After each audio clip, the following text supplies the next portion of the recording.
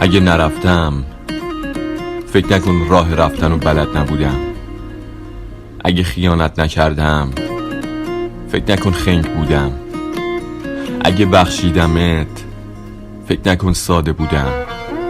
اگه همه چی رو بهت میگفتم فکر نکن ترسو بودم.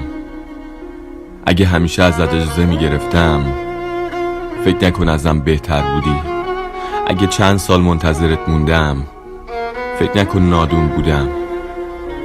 اگه 1000 بار ثابت کردی که اولویتت نیستم اما بازم به همه ترجیحت دادم، خیال نکن کسی منو نخواست.